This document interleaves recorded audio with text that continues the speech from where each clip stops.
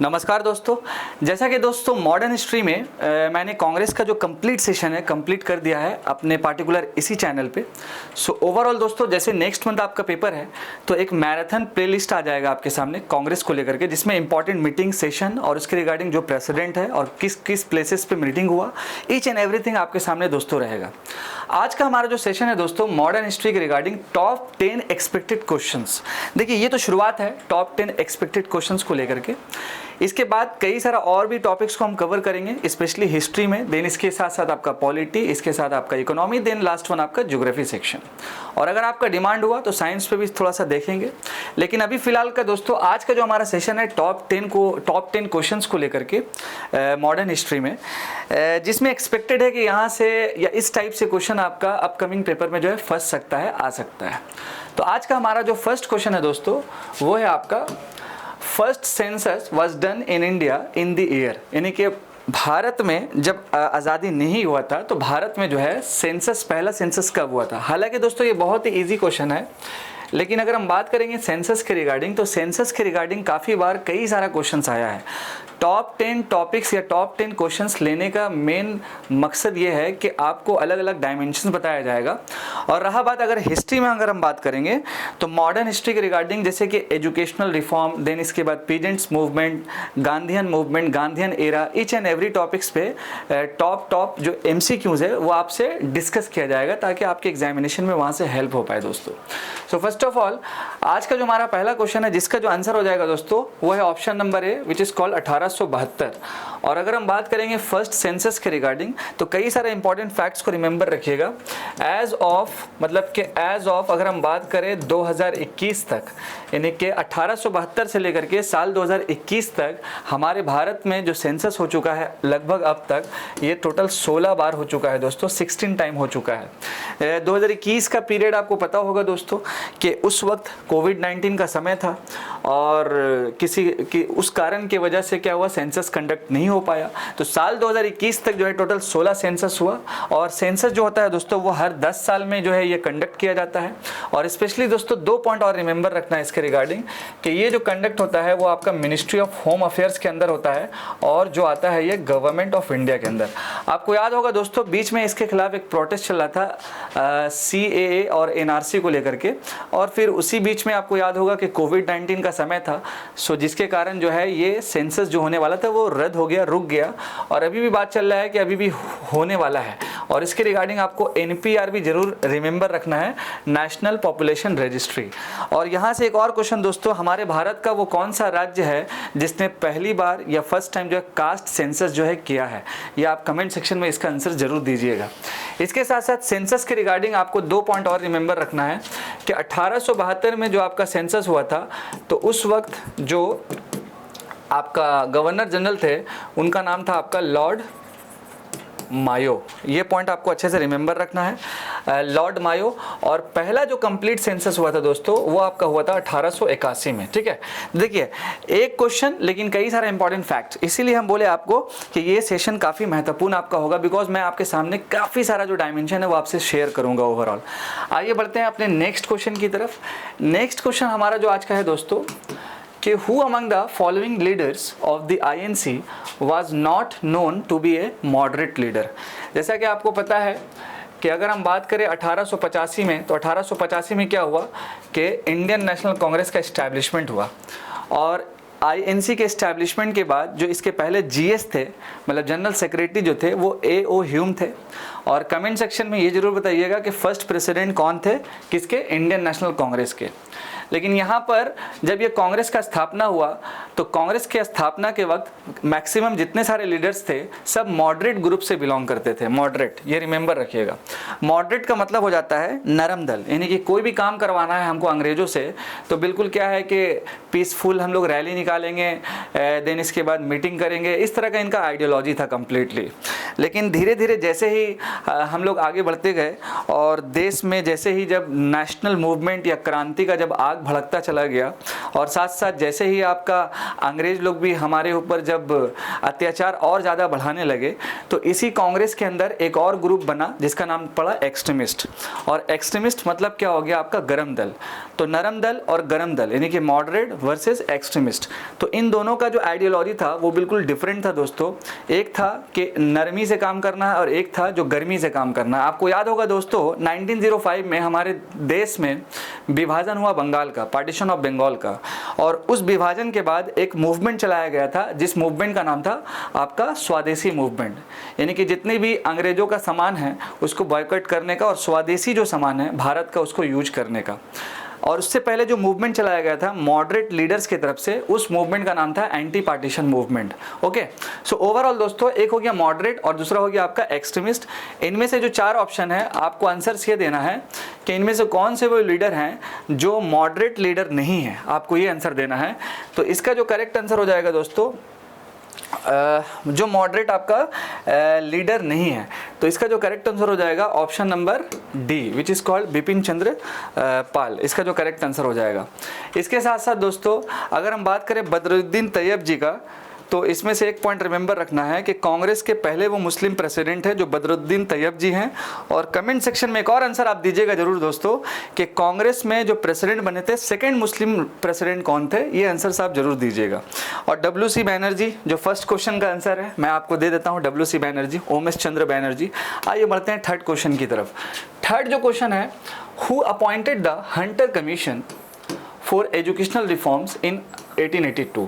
देखिए आपको याद है कि 1872 में पहला सेंसस हुआ, उस वक्त कौन थे, मतलब कि गवर्नर जनरल, तो आपका लॉर्ड मायो।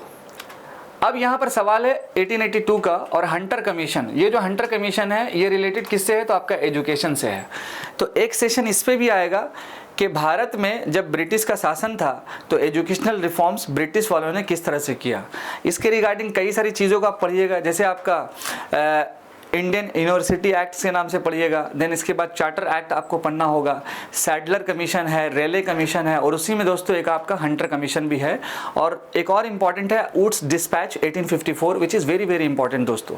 तो first of all Hunter commission जब आया 1882 में तो उस वक्त जो है गवर्नर जनरल कौन थे, तो इसका जो करेक्ट आंसर हो जाएगा दोस्तों वो है ऑप्शन नंबर बी, वो है ऑप्शन नंबर आपका, वो है आपका option number B which is called Lord Ripon.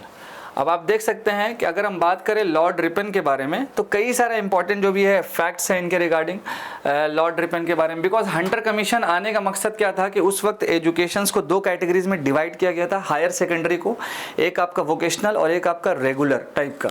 तो आजकल जो वोकेशनल ट्रेनिंग चलता है वो हंटर कमीशन का ही देन है। और अभी तो भारत में न्यू एजुकेशन पॉलिसी आया जिसके कारणवश कई सारा जो है इंपॉर्टेंट स्टेप लिया गया हमारी भारत सरकार की तरफ से। तो लॉर्ड रिपन आपको इसमें रिमेंबर रखना है और कमेंट सेक्शन में ये जरूर बताना है कि लॉर्ड कर्जन का जो शासन था तो इसमें से इंपॉर्टेंट क्या वो अचीवमेंट था इनका, इनके शासन में, इनके पीरियड में। आइए बढ़ते हैं नेक्स्ट वन। नेक्स्ट जो क्वेश्चन है दोस्तों, who told that INC represents only A microscopic minority, यानी इनमें से कौन सा मतलब के वाइसरे थे या फिर कह सकते हैं कि फ्रीडम फाइटर थे जिन्होंने INC को माइक्रोस्कोपिक माइनॉरिटी जो है कहा है। हु टोल्ड ओनली, तो इसका जो करेक्ट आंसर हो जाएगा option number A which is called Lord Dufferin. और आपको पता है दोस्तों बाल गंगाधर तिलक, जब Gandhi ji non cooperation movement launch किए हुए थे 1920 में, तो उससे पहले बाल गंगाधर तिलक जी का जो है आपका डेथ हो गया था। और उस डेथ के कारण गांधी जी जब नॉन कोऑपरेशन मूवमेंट लॉन्च किए हुए थे 1920 में, तो लगभग 2 साल का पीरियड था जिसमें नॉन कोऑपरेशन मूवमेंट चला 1920 से लेकर 22 के बीच तक। और इसी बीच में जब गांधी जी अलग अलग देश में घूम रहे थे तो उन्होंने एक फंड बनाया था जिनका नाम था तिलक स्वराज फंड इन 1921। और उस फंड में काफ़ी सारे बुक्स का जो सोर्सेस है कि लगभग उस फंड में उस वक्त 1 करोड़ रुपए जो है वो राशि जो है मतलब कि जमा हुआ था, डोनेट किया गया था कह सकते हैं। तो आपको बाल गंगाधर तिलक, देखिए वंस अगेन लॉर्ड कर्जन आ गए। तो लॉर्ड कर्जन का क्या वो इंपॉर्टेंट अचीवमेंट है, मैंने आपसे लास्ट क्वेश्चन में भी आस्क किया दोस्तों, इसका जो करेक्ट आंसर हो जाएगा लॉर्ड डफरिन। नेक्स्ट क्वेश्चन हमारा जो आज का है दोस्तों वो है question number 5th। Who among the following never became the president of INC, यानी इनमें से कौन से हैं जो आईएनसी के प्रेसिडेंट कभी भी नहीं बने हैं। अगर हम बात करेंगे महात्मा गांधी जी का, तो ये तो आईएनसी के प्रेसिडेंट बने हैं दोस्तों 1924 में। आपको याद होगा बेलगांव सेशन कर्नाटका का, जब गांधी जी जेल में थे 1922 में, तो 2 साल के बाद जब जेल से रिहा हुए तो उनको कांग्रेस का प्रेसिडेंट जो है बनाया गया दोस्तों। अब अगर हम बात करेंगे गोपाल कृष्ण गोखले जी का, तो आपको पता होगा दोस्तों गोपाल कृष्ण जो गोखले जी थे वो पॉलिटिकल गुरु थे गांधी जी के। और इसके साथ साथ अगर हम बात करें सुभाष चंद्र बोस जी का, तो आपको ये भी पता होगा दोस्तों कि सुभाष चंद्र बोस जी के जो पॉलिटिकल गुरु थे वो CR दास जी थे। और सुभाष चंद्र बोस जी 1938 में भी प्रेसिडेंट बने हैं और साथ साथ 1939 में भी प्रेसिडेंट बने हैं। अब आपको कमेंट सेक्शन में ये जरूर बताना है कि 1938 में कौन सा सेशन था और 1939 में कौन सा सेशन था कांग्रेस का। और 39 का एक मज़ेदार स्टोरी बता देते हैं कि सुभाष चंद्र बोस जी जवाहरलाल नेहरू जी के कैंडिडेट थे प्रेसिडेंटशिप के लिए कांग्रेस के लिए, और एक तरफ आपका महात्मा गांधी जी की तरफ से एक कैंडिडेट था। लेकिन इस बीच में क्या हुआ कि महात्मा गांधी जी के जो कैंडिडेट थे वो हार चुके थे सुभाष चंद्र बोस जी से, जिसके कारण आगे चल करके फिर महात्मा गांधी जी और सुभाष चंद्र बोस जी में नहीं बन पाया। डेट्स वाई 1939 का सेशन होने के बाद, जीतने के बाद सुभाष चंद्र बोस जी को उसके बाद कुछ आपस में इंटरनल डिस्प्यूट होने के कारण फिर सुभाष चंद्र बोस जी कांग्रेस के प्रेसिडेंट से रिज़ाइन मार दिए और उसके बाद उन्होंने एक पार्टी का स्थापना किया जिसका नाम था forward block.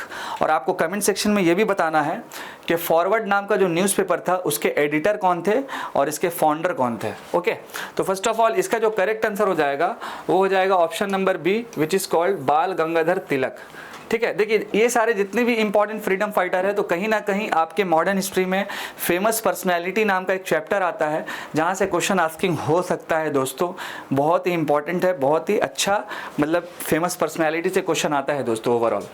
Next question, question number 6, who publish newspaper Kesari and Maratha. देखिए जब भी आप तैयारी कीजिएगा तो एक और एंगल ये हो जाता है इंपॉर्टेंट न्यूज़पेपर, बुक, देन इसके बाद जनरल्स, बिकॉज जितने भी सारे फ्रीडम फाइटर थे उन्होंने अपने पीरियड में कई सारा बुक्स लिखा, कई सारा आर्टिकल लिखा, कई सारा जनरल्स पब्लिश किया। तो डायरेक्टली क्या होता है दोस्तों कि आपके एग्जामिनेशन में वहाँ से डायरेक्टली क्वेश्चन पूछा जा सकता है। जैसे मैंने ये क्वेश्चन आपको शो किया कि केसरी और मराठा नाम का जो आपका न्यूज़पेपर है ये इंडियन फ्रीडम मूवमेंट में किसने पब्लिश किया। ठीक है, तो पहला आंसर है आपका बाल गंगाधर तिलक, महात्मा गांधी, बिपिन चंद्र पाल या आपका श्री अरविंदो घोष। ये क्वेश्चन मैं आप पे छोड़ देता हूँ कि आपका इसका आंसर क्या होगा। क्वेश्चन नंबर 6 रिमेंबर रखिएगा और मेरा जैसे ही नेक्स्ट वीडियो आएगा तो इस क्वेश्चन नंबर 6 का आंसर मैं ज़रूर आपको दूंगा। ये क्वेश्चन मैं आपके ऊपर छोड़ता हूँ कि इसका आंसर क्या होगा। कमेंट सेक्शन में आपको ज़रूर बताना है कि केसरी और मराठा, तो केसरी और मराठा इंडियन फ्रीडम फाइटर कौन थे जिन्होंने जो है इस न्यूज़पेपर को पब्लिश किया है दोस्तों। ठीक है, अच्छा कभी कभी ये भी एंगल बनता है कि आपसे ये भी पूछ लिया जाता है कि केसरी क्या था या मराठा क्या था। अभी तो शो कर रहा है कि न्यूज़पेपर है, कभी कभी बुक्स है या जनरल्स है, ऐसा भी क्वेश्चन पूछा जा सकता है दोस्तों ओवरऑल। नेक्स्ट हम बढ़ते हैं 7वां number question, who wrote the book Gita Rahasya. Gita रहस्य नाम का जो बुक है ये किसने आपका लिखा। तो इसका जो करेक्ट आंसर हो जाएगा option number A, which is called Bal Gangadhar Tilak ji. इसके साथ साथ अगर हम बात करेंगे रविंद्रनाथ टैगोर जी का, तो आपको पता है दोस्तों रविंद्रनाथ टैगोर जी और इनके रिगार्डिंग आपको 1919 का एक इंसिडेंट रिमेंबर रखना है, जो इंसिडेंट हुआ था आपका जलियांवाला बाग का इंसिडेंट। ठीक है, जिसमें इन्होंने अंग्रेजों की तरफ से दिया हुआ नाइटहुड टाइटल को जो है रिटर्न कर दिया था। तो 1919 का ये आपको अच्छे से पॉइंट रिमेंबर रखना है। और अगर हम बात करेंगे सी राजागोपालाचारी का, तो आपको याद होगा दोस्तों CR फॉर्मूला, और यहाँ पर आप अच्छे से पढ़ लीजिएगा 1940 से लेकर के 1947 का जो इम्पोर्टेंट पीरियड था। 1940 से लेकर के 1947 का जो पीरियड था वो काफ़ी महत्वपूर्ण है। और यहाँ पर आपका CR formula which is very very important दोस्तों। तो इसका जो करेक्ट आंसर हो जाएगा option number A, which is called BGT। Next one, ये देखिए इस टाइप का क्वेश्चंस तो स्टेटमेंट बेस्ड बहुत कम पूछता है, लेकिन अगर आपसे पूछ लिया जाए दोस्तों तो इसमें क्या होता है मैक्सिमम एलिमिनेशन मेथड से आप आंसर्स को कर सकते हैं। ठीक है, एलिमिनेशन मेथड्स के थ्रू इस पार्टिकुलर क्वेश्चन को आप सॉल्व कर सकते हैं। क्वेश्चन क्या है कि which of the following statement about Congress is are correct. ठीक है, the first session of INC was held at Gokuldas Tejpal Sanskrit college in Bombay. तो पहला तो ऑप्शन हमको सही लग रहा है। आगे बढ़ते हैं next. The first session of INC was presided over by दादा भाई नौरोजी। ये वाला जो है हमको थोड़ा रॉन्ग लग रहा है। तो जैसे ही अगर हम ऑप्शन एलिमिनेट करेंगे, इसका मतलब क्या हो गया, ये फर्स्ट है, ये दूसरा है और ये आपका तीसरा है। तो यहाँ पर क्या हो गया, ये जो दूसरा नंबर है ये आपका रॉन्ग है। तो इसके हिसाब से क्या हो गया, ये एलिमिनेट हो गया और इसके साथ ये एलिमिनेट हो गया। अब बच गया ये दोनों। अब हम देखते हैं कि तीसरा स्टेटमेंट क्या है। The first session was attended by 72 delegates. इसका मतलब क्या हो गया, 3 सही है, यानी कि 1 सही है और 3 सही है। तो इस हिसाब से ऑप्शन कौन सा हो गया, ऑप्शन नंबर सी आपका। तो एलिमिनेशन मैथड्स भी तभी काम आएगा दोस्तों जब उस मेथड्स के रिगार्डिंग आपको थोड़ा बहुत कॉन्सेप्ट आता होगा और फिर आप क्या कीजिएगा कि अपने उस कॉन्सेप्ट के बलबूते और साथ साथ कुछ इमेजिनेशन के बलबूते आप इस तरह के क्वेश्चन को जो है सॉल्व कर पाइएगा दोस्तों। आइए बढ़ते हैं next one, question number 9। Who was the first Indian woman to become the president of Indian National Congress? इसका जो आंसर है वो बिल्कुल इजी है, option number A, Sarojini Naidu ji. ये फर्स्ट वुमेन थी। और अगर हम बात करेंगे कि जो भारत से बिलोंग नहीं करती थी, मतलब कि विदेश से बिलोंग करती थी, तो वहाँ पर आंसर हो जाता आपका एनी बेसेंट जी। और एनी बेसेंट जी के रिगार्डिंग आपको रिमेंबर रखना है होम रूल मूवमेंट 1916। और इस वक्त जो है गांधी जी आ गए थे चना, मतलब के लोहा का चना चिबाने के लिए, किसको पता है, अंग्रेजों के लिए। ये याद रखिएगा 1915 के बाद से, ठीक है। तो 16 में क्या हो गया, एनी बेसेंट आई और एनी बेसेंट क्या की, होम रूल मूवमेंट जो है वो लॉन्च की। और साथ साथ कई सारे और भी लीडर्स थे जो इनके साथ मिलके काम कर रहे थे। और इसके साथ साथ अगर हम बात करेंगे अरुणा आसफ अली का, तो कमेंट सेक्शन में आप जरूर बताएंगे दोस्तों कि अरुणा आसफ अली जी जो है फ्रीडम मूवमेंट्स में क्या इनका योगदान था। बस एक पॉइंट बताना है। देखिए मैंने आपसे 4-5 क्वेश्चन पूछा, तो आपको ये पॉइंट जरूर बताना है। ओके चलिए, हमारे सेशन का आज का लास्ट क्वेश्चन दोस्तों।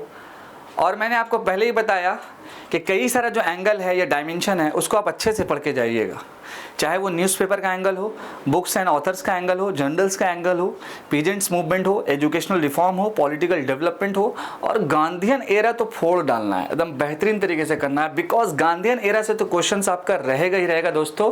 और स्पेशली कई सारा जो मूवमेंट है गांधीयन एरा में, उसको खतरनाक लेवल पे पकड़ के चलना है दोस्तों। ओके चलिए, अब हम देखते हैं who founded the English weekly new India. यानी एक इंग्लिश जो है वीकली, यानी हफ्ते में एक दिन ये न्यूज़पेपर आता था न्यू इंडिया के नाम से। तो इसको जो है फाउंडेड कौन किया इंग्लिश वीकली को। अब option number A Annie Besant, option number B Lala Lajpat Rai. अच्छा एक और चीज़, लाल, बाल और Pal, which is very very important trio in modern history. Lal, Bal और पाल, ये जो इम्पॉर्टेंट ट्रायो है, गजब खतरनाक लेवल पे दोस्तों। अगर इनके बारे में अच्छे से आप पढ़ेंगे आफ्टर एग्जाम, अभी तो नहीं बिकॉज अभी वन लाइनर रखना है। कई सारा इंपॉर्टेंट इंसिडेंट हुआ हमारे फ्रीडम मूवमेंट में, जिसमें लाल, बाल, पाल जी का भी स्टोरी जो है काफ़ी बेहतरीन है दोस्तों। अब थोड़ा बहुत भूख भी लग रहा है, चलिए आइए नेक्स्ट वन। एनी बेसेंट, लाला लजपत राय, बाल गंगाधर तिलक या बिपिन चंद्र पाल। देखिए हमको तो लग रहा है यहाँ पे या तो बीजीटी होगा या बीसीपी होगा, लेकिन इसका जो करेक्ट आंसर होगा दोस्तों वो है option number D, which is called Bipin Chandra Pal.